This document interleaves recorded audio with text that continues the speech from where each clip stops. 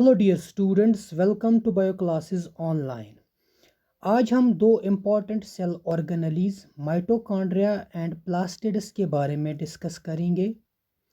इन दो cell organelles से हर साल नीट में क्वेश्चंस पूछे जाते हैं। डेफिनेटली इस साल भी इन दो सेल ऑर्गेनेलीज से क्वेश्चंस पूछे जाएंगे।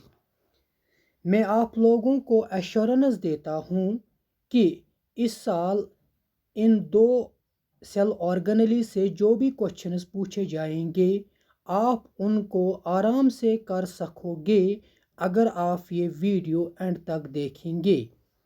अगर आपने इस चैनल को अभी तक सब्सक्राइब नहीं किया है, do subscribe now and press the bell icon so that you will remain updated with the bio classes online. Now, without wasting the time, let us start the topic. First of all, we will take the mitochondria.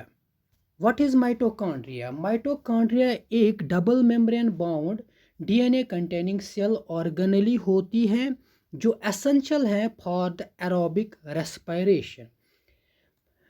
और mitochondria जो होता है ये एक semi autonomous organelle होती है। क्यों ये सेमी ऑटोनॉमस ऑर्गेनेली होती है आगे हम देखेंगे। What are the various reasons why this mitochondria is considered as a semi autonomous organelle. चलिए पहले इसको हम देखते हैं। Who observed the mitochondria first?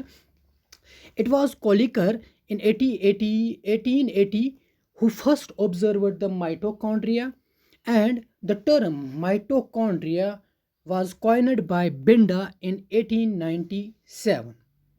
Now, coming to the structure of the mitochondria, जो ये माइटोकॉन्ड्रिया होता है इसके बाहर दो मेम्ब्रेन्स होते हैं, दो यूनिट मेम्ब्रेन्स होते हैं और each of them is 60 to 75 angstrom units thick. ये एक ऐसी ऑर्गेनेली है जिसमें दो यूनिट बायोमेम्ब्रेन्स होते हैं और each membrane is 60 to 75 angstrom units thick. आप अगर यहाँ पे देख रहे हो, this is the outer membrane and this is the inner membrane.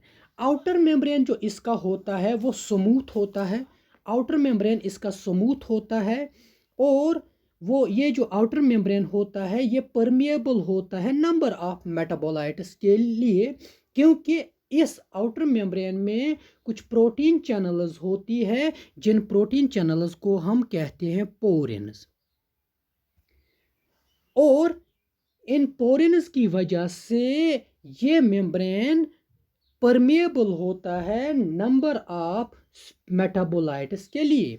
और अगर हम आगे अंदर की तरफ देखेंगे, इस जो इनर मेम्ब्रेन होता है, इनर मेम्ब्रेन जो होता है वो परमिएबल होता है ओनली सम मेटाबोलाइट्स के लिए। और इस इनर मेम्ब्रेन में जो ज़्यादातर होते हैं इनमें double phospholipid called as cardiolipin, cardiolipin होता है। एक फॉस्फोलिपिड, डबल फॉस्फोलिपिड होता है जिसको हम कार्डियोलिपिन कहते हैं।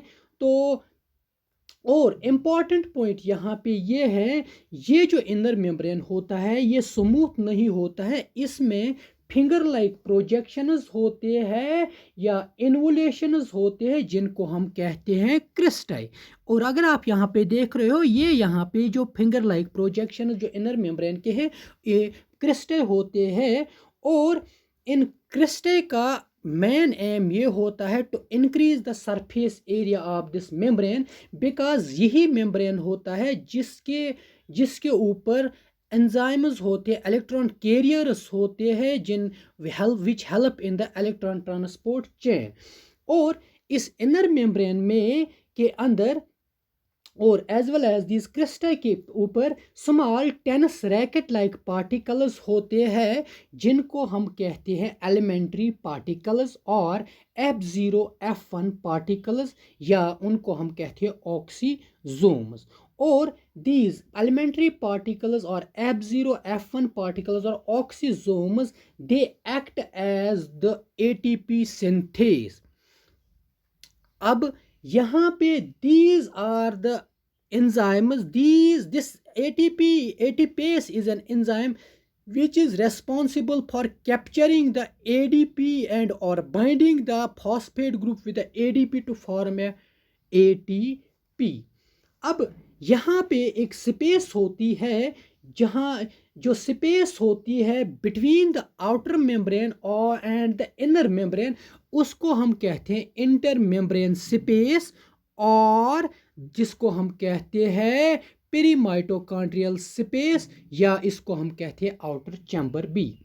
और दूसरा जो इनर मेम्ब्रेन के अंदर जो स्पेस होती है, जिसको हम माइटोकॉन्ड्रियल मैट्रिक्स कहते हैं या इनर कंपार्टमेंट कहते हैं, उसके अंदर फ्लूइड फिल्ड सेंट्रल कैविटी होती है, जिसके अंदर आपको एंजाइम्स होंगे फॉर द क्रिब्स साइकिल, और इसके अंदर डीएनए माइटोकॉन्ड्रिया के अंदर अपना होता है, जो माइटोकॉन्ड्रियल मैट्रिक्स के अंदर होता है, जो और वो डीएनए के साथ साथ इसमें राइबोसोम्स भी होते हैं, जिनको हम माइटोकॉन्ड्रियल राइबोसोम्स कहते हैं। These ribosomes are 55 to 70s type.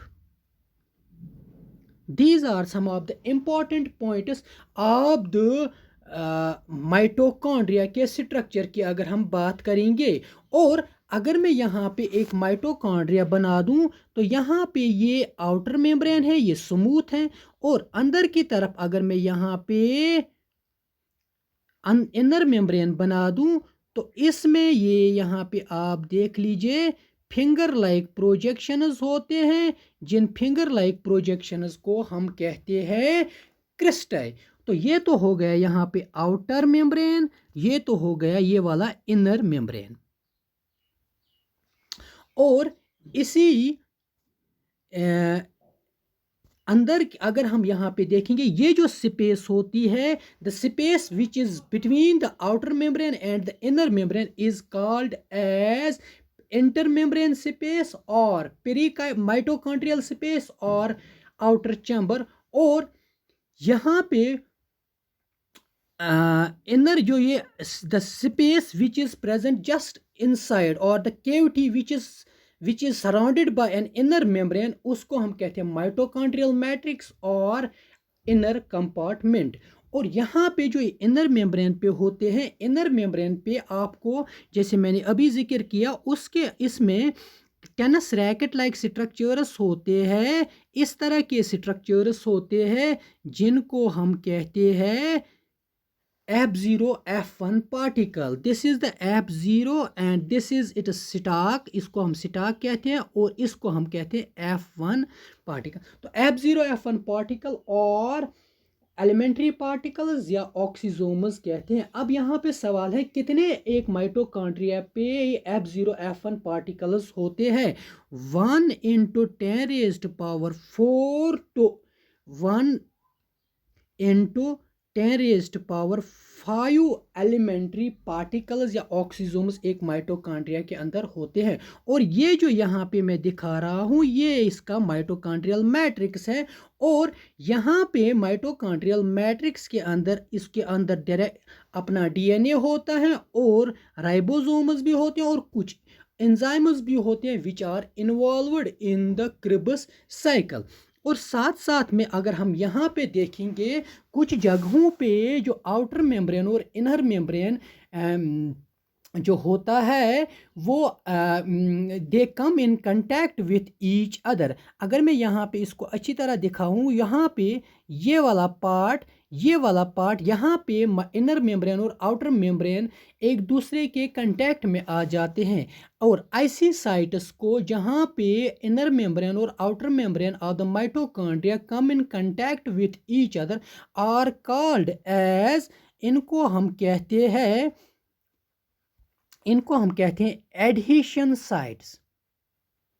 Adhesion sites. अब यहाँ पे एक और बात मैं मेंशन करना चाहूँगा कि जो माइटोकॉन्ड्रिया होता है वो दो स्टेट्स में एग्जिस्ट करता है. Mitochondria can exist in two states. One is called as an active, one is called as an active, and the second one is called as an inactive state. चलिए हम देखते हैं अब ये एक्टिव स्टेट क्या होता है, इनएक्टिव स्टेट क्या होता है. तो माइटोकॉन्ड्रिया जो होता है, माइटोकॉन्ड्रिया ये इसके दो एक्टिव स्टेट होता है और इनएक्टिव स्टेट होता है. और इस एक्टिव स्टेट को हम कंडेंस्ड स्टेट भी कहते हैं या इसको हम कहते हैं कंडेंस्ड स्टेट, और इनएक्टिव स्टेट को हम कहते हैं ऑर्थोडॉक्स स्टेट. अब यहाँ पे हमें क्वेश्चन अराइज होता है, ये एक्टिव स्टेट क्या होता है. एक्टिव स्टेट का मतलब हुआ जब एक माइटोकॉन्ड्रिया के अंदर जो माइटोकॉन्ड्रिया एक्टिवली एंगेज हो cribs cycle, electron transport chain और ऑक्सीडेटिव फॉस्फोराइलेशन. देखिए यहाँ पे जो इलेक्ट्रॉन्स एटीपी बन रहा है माइटोकॉन्ड्रिया के अंदर, उसको हम कहते हैं oxidative phosphorylation, because here the oxidation reduction reactions take place with the help of by a mechanism which was proposed by a Peter Mitchell. That mechanism is called as the chemiosmotic hypothesis, जिसको मैंने previous lecture में discuss किया और उसकी link मैं आपको description में दे दूंगा. अब यहाँ पे अगर माइटोकॉन्ड्रिया, जिस वक्त माइटोकॉन्ड्रिया एक्टिवली पार्टिसिपेट कर रहा होगा cribs cycle, electron transport chain और ऑक्सीडेटिव फॉस्फोरिलेशन में, उस वक्त जो माइटोकॉन्ड्रिया का जो मैट्रिक्स होता है, अंदर स्पेस जो होती है, और वो होता है वो टोटली इनलार्ज्ड होता है. जो इस वक्त जो होता है, जो इंटरमेम्ब्रेन स्पेस जो होती है, इंटरमेम्ब्रेन स्पेस इनलार्ज्ड होती है, लेकिन माइटोकॉन्ड्रियल मैट्रिक्स रिड्यूस होता है. जो space, the space between the outer membrane and the inner membrane is reduced, कम होती है, ज़्यादा होती है, और माइटोकॉन्ड्रियल मैट्रिक्स जो होता है वो रिड्यूस होता है. यहाँ पे अगर आप देखेंगे, ये मैं माइटोकॉन्ड्रिया दिखा, और यहाँ पे इस वक्त ये जो इंटरमेम्ब्रेन स्पेस होती है ज़्यादा होती है, और ये जो होता है इन माइटोकॉन्ड्रियल मैट्रिक्स वो रिड्यूस्ड होती है. लेकिन कब, जब एक माइटोकॉन्ड्रिया एक्टिवली पार्टिसिपेट कर रहा होता है क्रिब्स साइकिल में, इलेक्ट्रॉन ट्रांस और ऑक्सीजन, ऐसे स्टेट को हम कहते हैं एक्टिव स्टेट. लेकिन उसका अपोजिट अगर हम देखेंगे, जब दिस रेस्पिरेटरी चेन और एटीपी सिंथेसिस रिड्यूस हो रहा है, तो उस वक्त मैट्रिक्स, माइटोकॉन्ड्रियल मैट्रिक्स या इनर चैम्बर इनलार्ज होता है, while as the outer chamber और इंटरमेम्ब्रेन स्पेस इज नैरो. और ऐसी स्टेट को हम कहते हैं इनएक्टिव स्टेट, या इसको हम कहते हैं ऑर्थोडॉक्स स्टेट. अब यहाँ पे what are the reasons that the mitochondria is considered as the semi autonomous. तो यहाँ पे अगर हम देखेंगे कि रीज़न्स क्या है, तो पहला रीज़न जो हम यहाँ पे मेंशन करना चाहेंगे वो ये है कि माइटोकॉन्ड्रिया के अंदर अपना डीएनए होता है. One of the reason that mitochondria is considered as the semi autonomous, ये वो इसलिए क्योंकि इस माइटोकॉन्ड्रिया के अंदर अपना डीएनए होता है. सेकंड पॉइंट, माइटोकॉन्ड्रिया के अंदर जो आपको अभी मैंने बताया डीएनए होता है, तो it can transcribe to form the messenger RNA, transfer RNA और राइबोसोमल आरएनए. और माइटोकॉन्ड्रिया कुछ अपने प्रोटीन्स खुद ही बना रहा है, और कुछ प्रोटीन्स जो आप उनको आते हैं वो genetic material from the cell nucleus से आ जाते हैं. एंड फोर्थ पॉइंट जो इम्पॉर्टेंट रिगार्डिंग द माइटोकॉन्ड्रिया, अगर हम सेल डिवीजन की बात करेंगे, जो हर एक जो डॉटर सेल होती है वो इनहेरिट करती है mitochondria always from the mother cell. And These are some of the reasons that the mitochondria is considered as semi-autonomous. देखिए semi-autonomous इसमें अपना इसमें क्या होता है, एक तो इसमें डीएनए होता है और ये मैसेंजर आरएनए बना सकता है, ट्रांसफर आरएनए बना सकता है और राइबोसोमल आरएनए बना सकता है। और यहाँ पे आप कुछ प्रोटीन जो इसको लगते हैं ज़रूरत वो खुद ही इस जो इसके अंदर डीएनए होता है वही बना देता है, और कुछ प्रोटीन इसको न्यूक्लियस के जेनेटिक मटेरियल से आते हैं। So this is consider it is not totally autonomous body because it needs some proteins which have been formed from the genetic material present in the nucleus. So this organelle is, that is why this organelle is called as the semi autonomous organelle. और इसमें एक और important point जो examination point, mitochondria is always gets always inherited from the mother cell. Now, what are the functions of the mitochondria? As we all know that mitochondria help us in the aerobic respiration. हमें पता है glycolysis या EMP pathway जो होता है जिसमें glucose convert हो जाता है पायरुविक एसिड में, वो कॉमन होता है एरोबिक और एनारोबिक रेस्पिरेशन में. तो ग्लाइकोलिसिस से पायरुविक एसिड बनते हैं, एक ग्लूकोज से दो पायरुविक एसिड मॉलिक्यूल्स, वो पायरुविक एसिड अंदर जाता है माइटोकॉन्ड्रिया के अंदर और वहाँ पे माइटोकॉन्ड्रियल मैट्रिक्स में क्रिबस साइकिल में वो पहले वो कन्वर्ट हो जाता है एसिटाइल कोएंजाइम में, और एसिटाइल कोएंजाइम में enters into a cycle called the Krebs cycle. और इस क्रिबस साइकिल में आपको रिड्यूसिंग पावर्स जनरेट होते हैं इन the form of NADH and FADH2. और इन NADH और FADH2 की जब रीऑक्सीडेशन होती है वहाँ से इलेक्ट्रॉन्स हो जाते हैं, those electrons are transported through the electron carriers in the inner membrane of the mitochondria. Finally, the electrons are given to the oxygen. So the final acceptor in the aerobic respiration is the or electron transport chain is the oxygen and which gets converted into the H2O.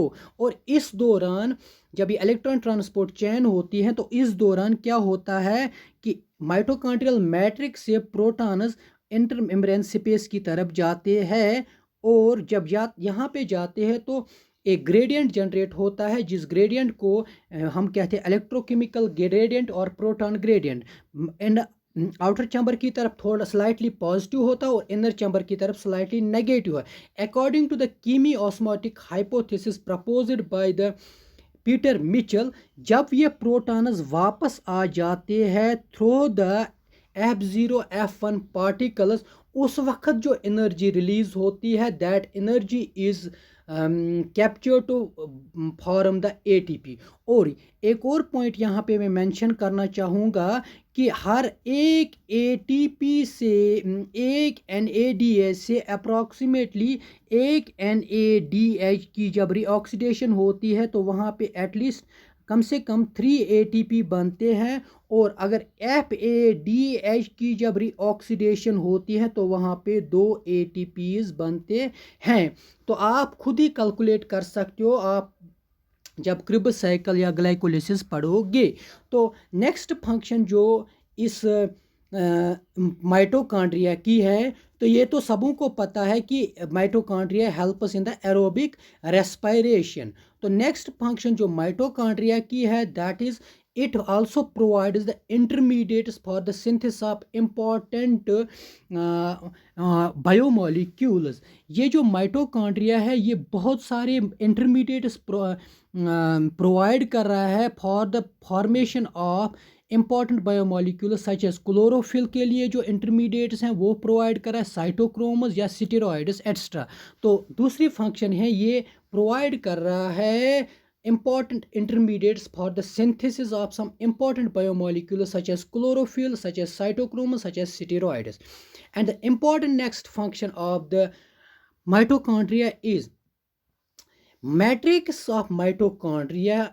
जो central cavity होती है inner membrane की अंदर, उसमें कुछ enzymes होते हैं जो एंजाइम्स हमें हेल्प करते हैं for the synthesis of fatty acids. And this is very important as per the NEET examination, क्योंकि ये तो सबों को पता होगा लेकिन यहाँ पे it mitochondrial matrix contains important enzymes for the synthesis of fatty acids. So mitochondria is also involved in the synthesis of fatty acids. And the next fourth function of the mitochondria is it also regulates the calcium ion concentration in the cell by storing and releasing the calcium as required.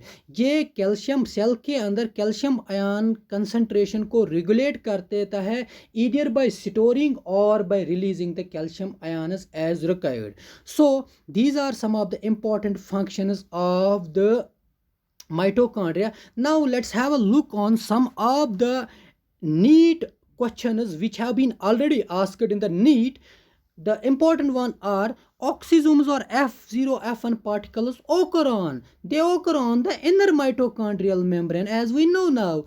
Next, in mitochondria, cristae acts as a site for cristae are in actual sense they act as the site for the oxidation reduction reaction जो मैंने पहले ही जिक्र किया. This question has been asked in 1994. Next question is which one of the following has its own DNA. देखिए तीन cell organelles हैं जिनके अंदर डीएनए होता है. एक तो न्यूक्लियस वो सबों को पता है, दूसरा क्लोरोप्लास्ट प्लांट्स में होता और एनिमल्स में माइटोकॉन्ड्रिया के अंदर डीएनए होता है. और वो तो यहाँ पे हमें माइटोकॉन्ड्रिया दिया है तो answer is mitochondria. Now coming to the plastids. Plastids क्या होते हैं? Plastids also are semi autonomous DNA containing and double membrane bound cell organelles in the plants, mainly in the plants. ये प्लांट्स में ये भी सेमी ऑटोनॉमस हैं क्योंकि इसके अंदर भी डीएनए होता है. ये खुद अपने प्रोटीन्स बना सकते हैं कुछ, और कुछ प्रोटीन्स के लिए ये डिपेंडेंट है for the genetic material present in the nucleus.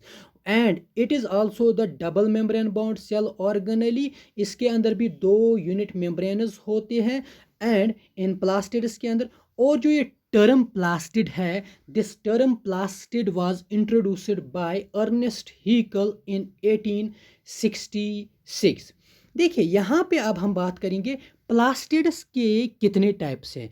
अगर हम ऑन द बेसिस ऑफ और depending upon the colour, plastids को 3 टाइप्स में डिवाइड किया गया है: लीकोप्लास्टिस, क्रोमोप्लास्टिस एंड क्लोरोप्लास्टिस. अब पहला अगर हम देखेंगे लीकोप्लास्टिस, ये कलरलेस प्लास्टिड्स होते हैं, ओवल और स्फेरिकल और रॉड लाइक और फिलामेंटस शेप में होते हैं. इंपॉर्टेंट पॉइंट ये है कि ये कलरलेस प्लास्टिड्स होते हैं क्योंकि इनके अंदर कोई भी पिगमेंट नहीं होता है. डिपेंडिंग अपॉन ये मेनली ये जो लीकोप्लास्ट्स होते हैं they are responsible for the storing of the different kinds of the molecules such as carbohydrates, lipids and proteins.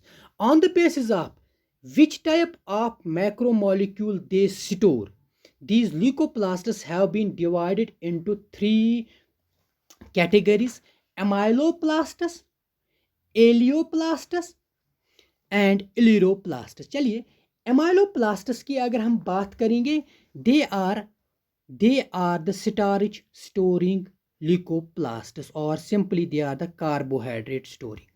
तो next एलियोप्लास्टस, इनको हम कभी लिपिडोप्लास्टस भी कहते हैं या ओलियोप्लास्टस भी कहते हैं. यहाँ पे एलियोप्लास्टस जो होते हैं इनको हम लिपिडोप्लास्टस भी कहते हैं या इनको हम ओलियोप्लास्टस भी कहते हैं. और ये प्लास्टिड्स हमें ये वो ल्यूकोप्लास्ट्स होते हैं जो स्टोर करते हैं हमें कौन सा, जो स्टोर करते हैं फैट्स को. और नेक्स्ट क्लास जो होता है ल्यूकोप्लास्ट्स को, जिनको हम कहते हैं इलिरोप्लास्ट्स या इनका दूसरा नाम होता है प्रोटियोप्लास्ट्स या इनको प्रोटीनोप्लास्ट्स भी कहते हैं.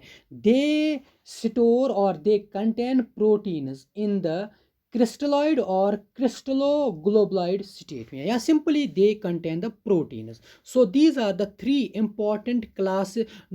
3 important types of the leucoplast. The next class of the plastids are called as the chromoplasts. Chromo means color and plastos means molded. So they are colored plastids containing pigments but other than the chlorophyll. इनके अंदर pigments होते हैं लेकिन chlorophyll नहीं होता है। यहाँ पे मैं आपको एक मेंशन बात करना चाहूँगा, ये क्रोमोप्लास्टस है जो हमें रेड कलर दे देता है टमाटो चिलीज को during their ripening due the transform. इस उस वक्त क्लोरोप्लास्ट जो होता है, क्लोरोप्लास्ट होते हैं ग्रीन। जब राइपनिंग ऑफ फ्रूट्स होता है सच एज टमाटोज चिलीज, उस वक्त क्लोरोप्लास्ट ट्रांसफॉर्म हो जाते हैं फ्रॉम द क्लोरोप्लास्ट ट्रांसफॉर्म हो जाते हैं इनटू द क्रोमोप्लास्टिड्स। और अगर हम देखेंगे orange colour of carrot is due to the presence of chromoplasts, or they also provide color to many flowers and fruits। कौन से क्रोमोप्लास्ट। एक बात मैं यहाँ पे आपको मेंशन करना चाहूँगा, जितने भी टाइप्स के प्लास्टिस है, चाहे लीकोप्लास्ट है, क्रोमोप्लास्ट है या क्लोरोप्लास्ट है, they have similars because they can be interconverted to each other. So the next type of the chloroplasts are plastids are, they are called the chloroplasts. These chloroplasts are green pigment chlorophyll containing plastids which take part in the photosynthesis। ये green pigment containing, जिन green pigment कौन सा, chlorophyll इनके अंदर होता है, chlorophyll A chlorophyll B, and these are the chloroplasts which take part in the synthesis of organic food from inorganic raw material in presence of sunlight, जिस process को हम कहते हैं फोटोसिंथेसिस। अब हमें यहाँ पे जो इम्पॉर्टेंट पॉइंट है, हम शेप देखना चाहेंगे कि क्लोरोप्लास्ट्स की शेप कैसी है as per the important, this is the important as per the NEET examination और any other examination related to the biology। So these chloroplasts are cup shaped in the Chlamydomonas, they are girdle shaped in Anthrax, they are ribbon shaped in Spirogyra, and they are reticulate in Oidogonium, they are star shaped in Zygnema, and they are discoid in the higher plants। So इनको आपको याद रखना है कि किस में कौन सा किस शेप के का क्लोरोप्लास्ट होता है। Now coming to the structure of the chloroplast, जैसे आपको सबों को पता है ये ऑर्गेनली भी है जो double membrane bound cell organelle होती है, और दो मेम्ब्रेन्स होते हैं, आउटर मेम्ब्रेन और इनर मेम्ब्रेन होता है। और outer membrane is permeable to the number of metabolites while as the inner membrane is selectively permeable। और द स्पेस जो होती है between the आउटर मेम्ब्रेन और inner membrane is called as inter membrane space. देख लीजिए यहाँ पे, ये this is the inter membrane space और this is the outer membrane and this is the inner membrane. अब अंदर जो ग्राउंड सबस्टेंस होता है क्लोरोप्लास्ट के अंदर, जो इनर मेम्ब्रेन के अंदर जो ग्राउंड सबस्टेंस होता है जिसको हम मैट्रिक्स या स्ट्रोमा कहते हैं, जो अंदर यहाँ पे अंदर की तरफ जितना भी होगा वो उसको हम कहते हैं स्ट्रोमा। और ये स्ट्रोमा क्या होता है, ये semi fluid colourless colloidal complex होता है जिसके अंदर आप देखोगे डीएनए भी होता है, आरएनए भी होता है, राइबोसोम्स भी होते हैं, प्लास्टोग्लोब्यूली भी होती है और सेवरल एंजाइम्स होते हैं। चलिए, मैंने डीएनए का मेंशन किया, आरएनए का मेंशन किया, जो राइबोसोम्स यहाँ पे होते हैं वो होते हैं 70S टाइप राइबोसोम्स। और मैंने कुछ एक मेंशन किया, इस माइटोकॉन्ड्रियल मैट्रिक्स में प्लास्टोग्लोब्यूल्स होते हैं, प्लास्टोग्लोब्यूल्स होते हैं, और मैंने यहाँ पे प्लास्टोग्लोब्यूली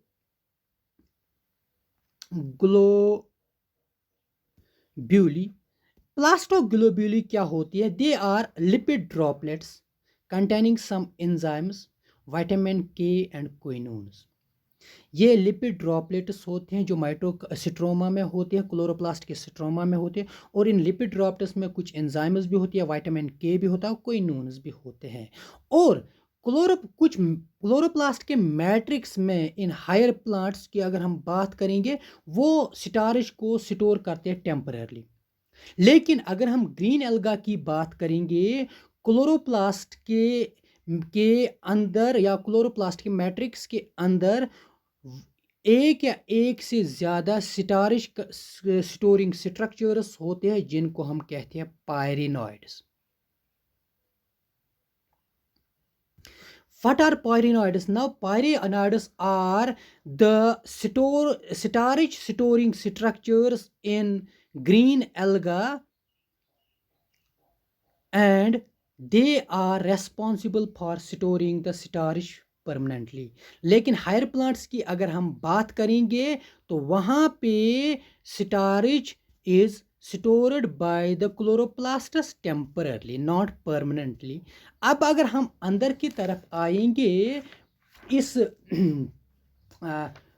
क्लोरोप्लास्ट के अंदर के जो मैट्रिक्स होता है, इनमें सैक लाइक स्ट्रक्चर्स होते हैं। अगर मैं यहाँ पे ये क्लोरोप्लास्ट दिखा रहा हूँ, ये आउटर मेम्ब्रेन है, ये इनर मेम्ब्रेन, और यहाँ पे सैक लाइक स्ट्रक्चर्स होते हैं, जिन सैक लाइक स्ट्रक्चर्स को हम सैक लाइक स्ट्रक्चर को हम कहते हैं थाइलाकॉइड्स, और ये सैक लाइक स्ट्रक्चर एक stack of the sac like structures को हम कहते हैं ग्रानम या ग्राना।